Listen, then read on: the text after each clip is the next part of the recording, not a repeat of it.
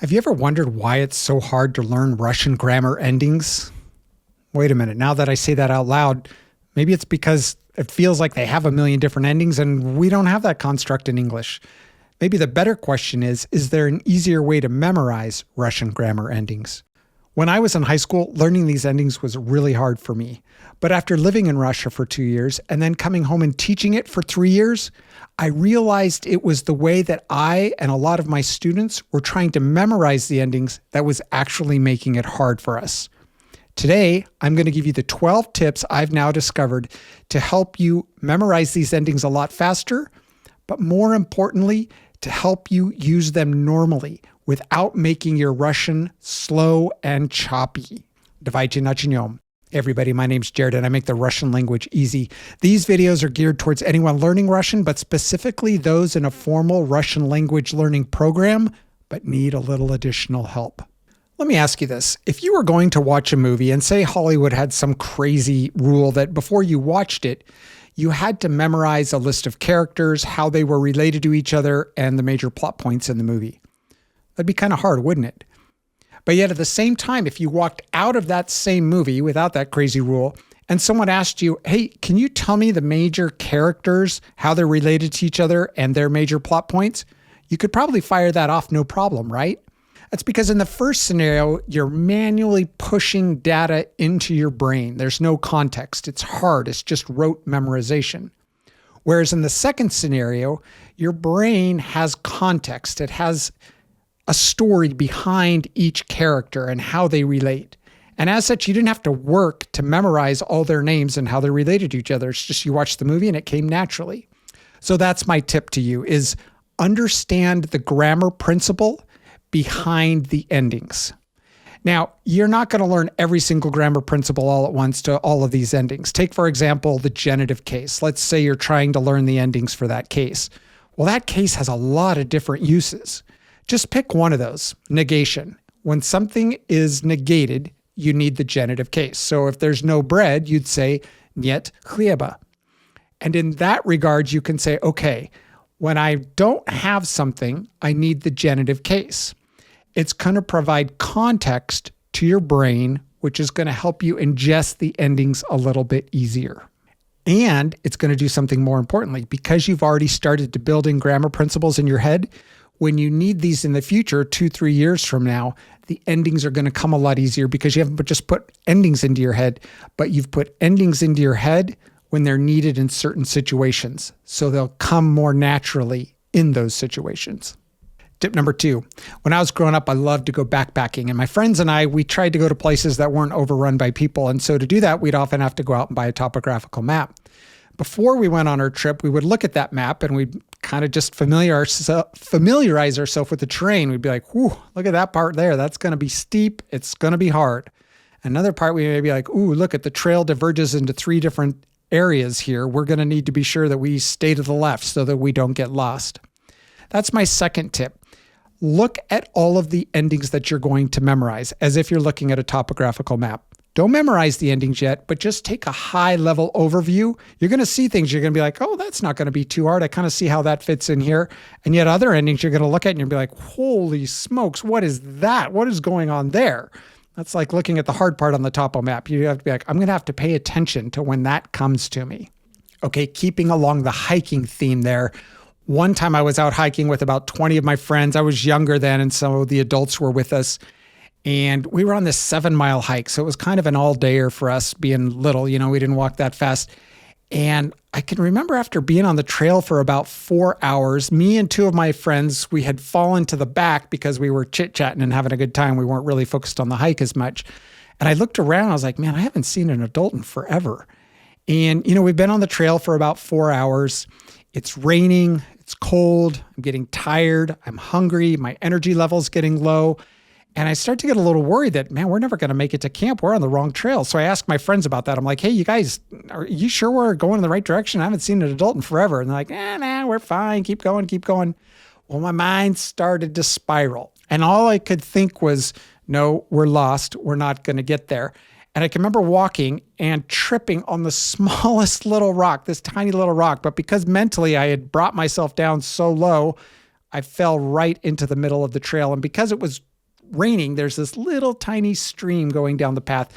And I can remember the water just going down my cheeks like that. And I tried to push myself up, and I was so mentally lost, I just gave up and laid back down in the stream. I'll tell you how that story ends a little bit later, but that's the point that I want to stress to you right now is keep perspective. Don't let your mind wander and think that I'm never going to get there and there's a million different endings.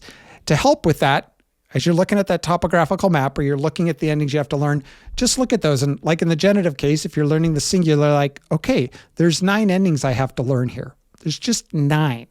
Okay, this next tip is going to save you a lot of time. It's something that I clued into about halfway through learning all of the endings that I needed to learn. I wish someone had told me earlier. What you're going to notice is that within a particular case or a particular subset of endings that you're trying to learn, quite often they repeat. And so you could just take those off. You like this, and this are all the same. And rather than having to learn 3 different endings, you just learn the one ending and you just know that, hey, in all of these cases, I need this one ending. Or you're going to notice that, hey, these endings are similar to the endings in this case, in this situation. Look for redundancies, endings that repeat themselves.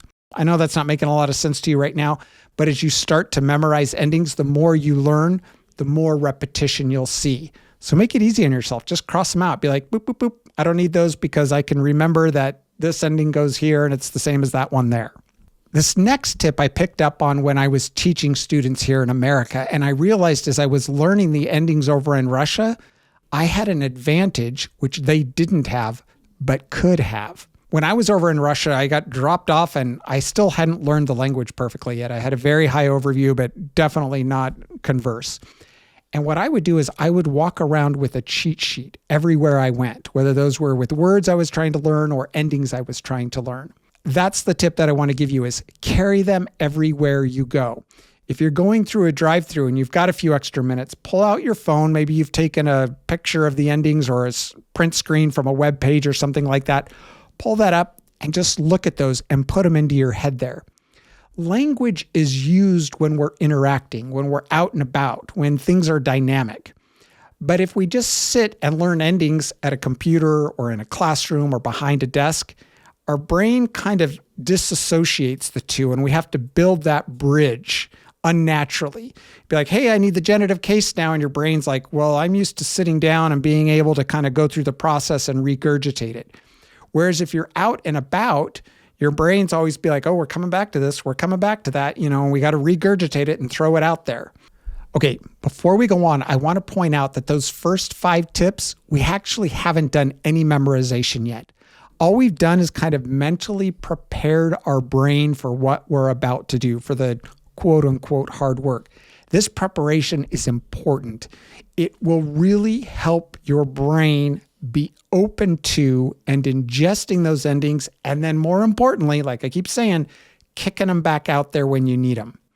So the next 2 tips here, this is going to kind of be the rote memorization. And that's that first one here. And it's like Lenin always says, повторение мать учения. Repetition is the mother of teaching. And it's true. Once you've kind of gone through the first 5 steps there and you've pulled out your little cheat sheet card and you're looking at your endings, you're going to have to start putting them into your head. I'm going to give you some other cheats here as to how to put those in a little easier. But at this point, I just want you to start building a foundation as to what are those endings. Here's the mistake that students make, and I don't want you to make the same mistake. Don't get stuck at this point saying, I'm going to make this perfect and I'm going to learn every ending right now and I'm going to, just master the next few steps. You're going to get frustrated and you may eventually just quit learning Russian. So here's what I suggest is build a foundation. Learn the ones that come naturally to you, right? There's always some endings that for whatever reason, our brain's just like, okay, got it, move on. And there's other endings where you're just like, oh my gosh, for the life of me, I cannot remember that one. Learn the ones that come easy. Spend time on the ones that are just average. Try and learn the ones that are a little bit hard, but once you feel like you've spent enough time on it, move on. Those endings are going to come to you, and you're going to see from other tips that I'm going to give you here in a few minutes why those are going to come to you. So that's kind of the tip for this step. Build a foundation, but don't get stuck. Hey, you guys, real quick, if you're learning something, if you're getting something out of this video, smash that like button. I'd appreciate it. Spasiba. All right, this next tip is awesome. I love teaching endings this way, and the students really like it, and it really helps. Let me give you an example. When teaching the accusative case, feminine endings, there's a little jingle to it. I say, ad u, yada you. You see how there's a rhythm there? There's kind of a pattern there. And that's what I want to teach you in this tip is look for different cheats. I call them cheats. Sometimes it's a jingle. Sometimes it's a rhyme. Sometimes it's just something that sticks out to you. For the prepositional plural endings, that may not mean anything to you right now, and that's fine, but all the endings are either ach or yach. And I don't know why, but when I was learning that, I was like, oh my gosh, that sounds like how Worf talks on Star Trek. Ach, yach. And for some reason, that Worf analogy, I never had to memorize those endings. It just stuck with me. I'm like, oh, those are the Worf endings. And I just knew how to put them on there. So everybody's brain works a little differently. But again, when you're taking that high level overview, look for little cheats or little shortcuts or little things that stand out to you and build on those, grab onto those, use them. And it'll make your studying a little bit faster. I've got a million of those cheats that I share as I go through and I teach the different endings, the different grammar principles. So if you're interested in learning those, subscribe to the channel and you'll get them as they come out there. Okay, the first 5 tips were mentally preparing ourselves. The last 2 are kind of those rote memorization, kind of building a foundation there. Now we're getting into the strategy points of what really works to help massage it, solidify it, keep them in there, and then throw them out when we need it. For the first tip in this section, I want to tell you about a friend who was learning Russian with me. We were both over in Russia. Our Russian sucked for both of us. He was very intent on having every ending be perfect. And so his Russian was very choppy. It was very slow. He wouldn't ever throw a word out there without first having thought through it and getting the correct ending. Now, his grammar, 99% of the time, was perfect. I mean, he had excellent grammar. But what I noticed is he wasn't always the easiest to converse with. Russians weren't running over to him to have conversations with him because it was so choppy and slow. I mean, you can imagine having a conversation with somebody like that. You're like, oh my goodness, right? Your grammar's great, but buddy, let's pick this up here. This is not a fun way to have a conversation. So my tip here is to take 10 words for each gender. 10 masculine, 10 feminine, 10 neuter.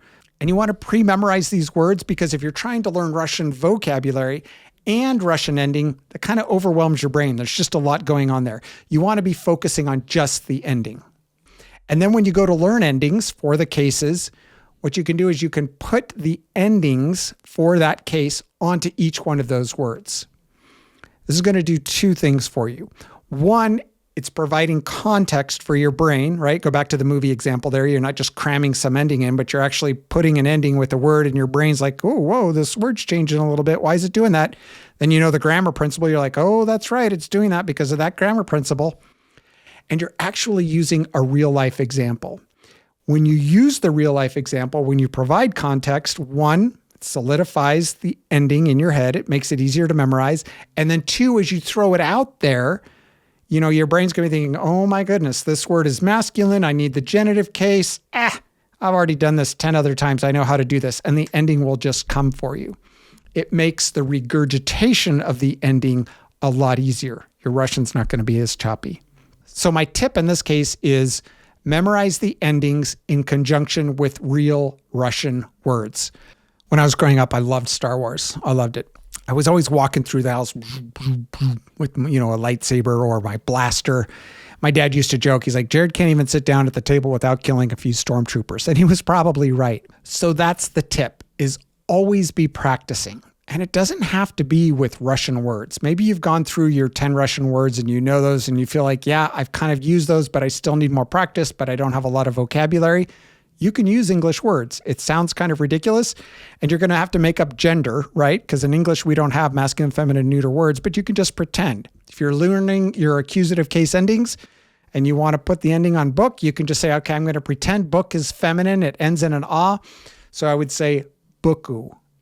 Now, that sounds wild and crazy, right? But you're still pushing yourself. You're using English words as a substitute for the Russian.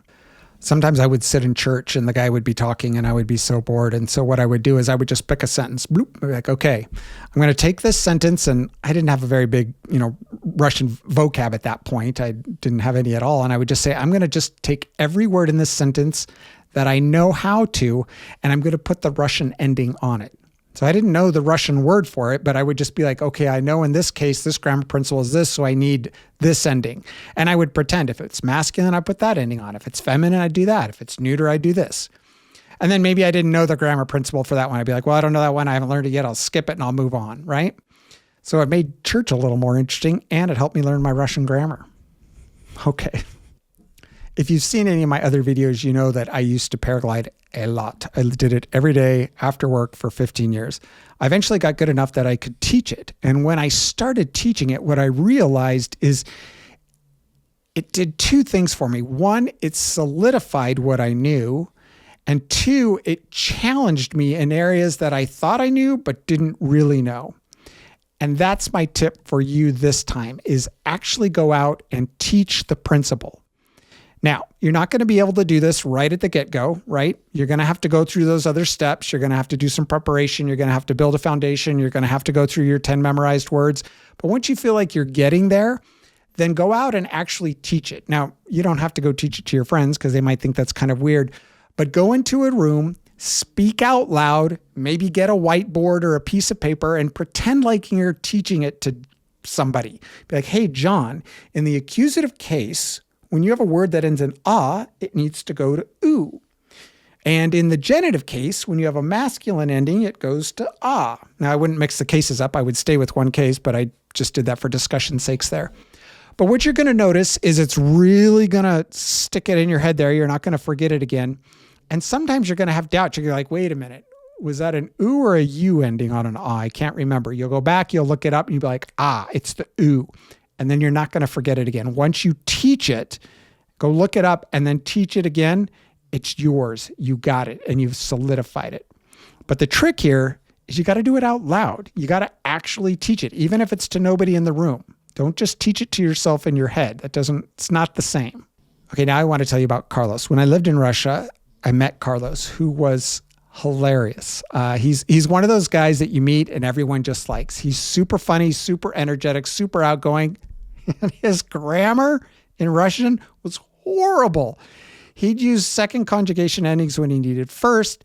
Sometimes he wouldn't put any endings on the words. Sometimes he'd put accusative when he needed genitive. I mean, it was just all over the place. And you know what?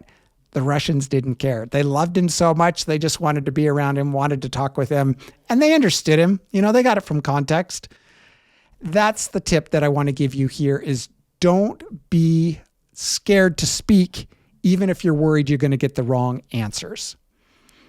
I tell my students quite oftenly that here's your checklist. You have to make 1 million mistakes before you perfect your Russian. And every time you make a mistake, think of that as a good thing. That's one less more that you have to make until you're perfect. If you're scared to speak because you're worried you're going to make a mistake, you're never going to perfect it. Okay? Think of a sports star who wants to learn how to play basketball. If he's scared that he's never going to be able to make a three-pointer, and so he just doesn't try, he's never going to learn to make the three-pointer. Same thing with Russian. You're going to go out there, you're going to make mistakes. People aren't going to care. Keep speaking. The more you speak, the more errors you make, the more you'll correct yourself, the better your Russian will get. Okay. For my last and final tip, I want to go back to my hike there with Wanless. Remember that I'm lying in the stream, the water's going through my cheek, and I've just mentally given up. I'm like, we're lost, it's cold, it's rainy, we're never going to get to camp. I just mentally had given up. What I didn't know is there was an adult probably 1 minute behind me who came and big, strong guy, picked me up and just put me on my 2 feet. And I was like, whoa, I was surprised by that. He had probably 10 Snickers in the pocket on his backpack. He reached in, gave me one, and that just like totally built me back up with energy. I think I was just low on energy as well, but I was feeling really good. And he's like, hey, do you want to keep going? I was like, yeah, let's do it. I kid you not. We walked 10 feet down the trail, turned around one switchback, and literally not more than 1 minute into this hike after he'd picked me up, we were at camp. That's how close I was to camp. If I had just walked for another 1 minute, I would have been there. Everything would have been fine. And that's my last tip. Don't give up. It's going to be hard. Sometimes you're going to forget your endings. Keep going. Know that it will come eventually, that you're closer than you think. So many students give up on Russian because they get overwhelmed by the endings. Don't let that be you. Just keep going. With hard work, with time, and with perseverance, you will master Russian. School was hard for me. Most students taking Russian are pretty smart. They're A students. I was not. I learned Russian because I didn't want to learn what all the other students were learning. And so it was difficult for me to learn. But if I can learn it, you can learn it. I promise. All right. Now that you have a good understanding of how to memorize Russian endings, I strongly recommend you start with the prepositional case. It's a fairly easy case to learn. The endings aren't too hard to learn. I've got a video about it right here, so go watch that video and you'll start speaking a little bit better and a little bit easier. Ну хорошо, тогда это все. Спасибо и увидимся.